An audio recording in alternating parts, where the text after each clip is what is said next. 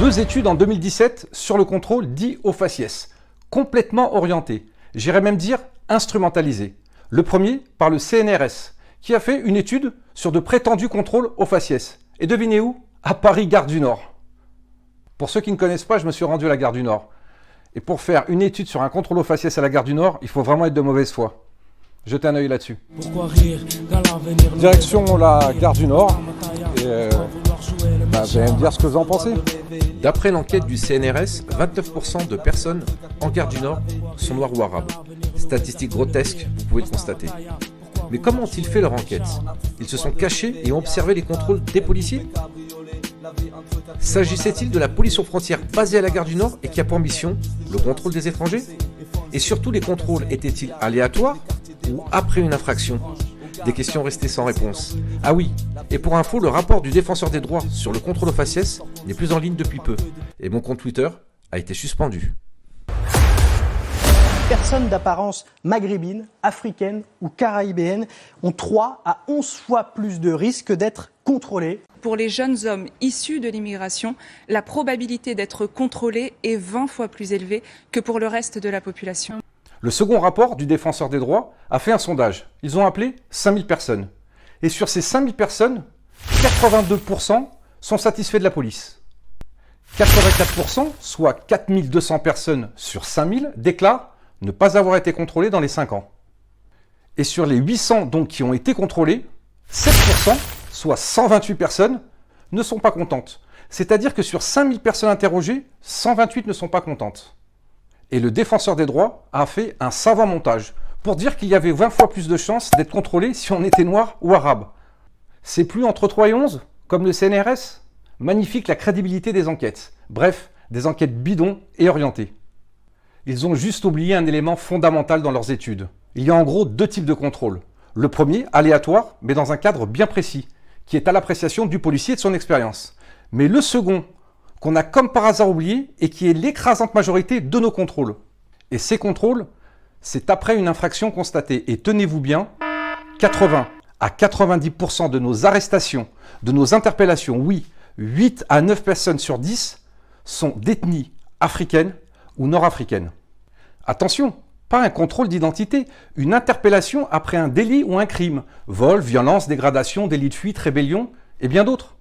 Du coup, on nous accuse de contrôle au faciès. On doit s'excuser que la délinquance est dans une écrasante majorité de type africaine ou nord-africaine. Un petit exemple.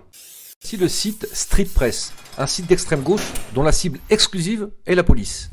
Un business très rentable. Ils ont interviewé des rappeurs qui seraient victimes de pseudo-contrôle au faciès. Les 2 premiers font du rap, en bas de l'immeuble, et ils estiment être contrôlés arbitrairement à cause de leur couleur de peau. Regardez. Moi, je sais que l'une des premières fois, je me suis fait contrôler par eux, c'est à l'ancienne quand ils rappaient en mode. Et il y avait un vieux truc, une caméra, tout ça, on était devant chez lui, et ils ont cassé les couilles que pour ça, pour un clip. Qu'est-ce que vous faites, nanani, ça a été obligé d'aller au comico, tout ça. Le second, lui, est encore plus fort. Il assume avoir souvent des produits stupéfiants, et pour lui, c'est aussi un contrôle au faciès. Pathétique. Je sais pas, c'est faciès, tout ça, appelle comme ça, en tout cas. Moi, quand on me voit, quand on me voyait, en tout cas, c'était le contrôle automatique. T'as du shit, t'as quelque chose, même si j'ai une petite barrette, il la jette, ça on s'en fout. T'as quoi sur toi? Nous on bossait en volume.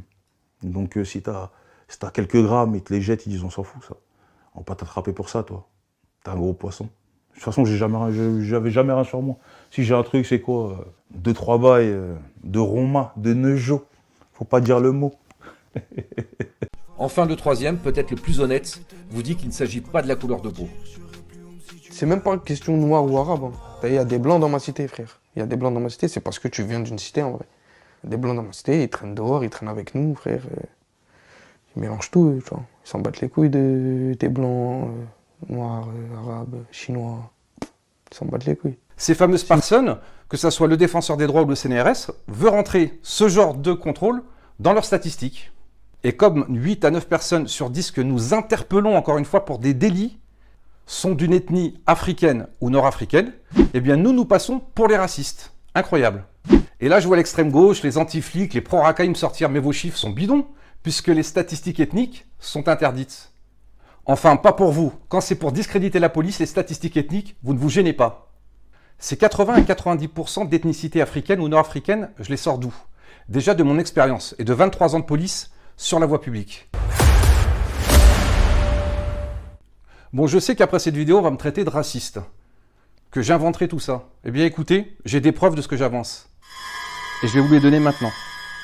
Dans tous les commissariats de police ou de gendarmerie, vous avez un fichier. C'est le fichier Canonge.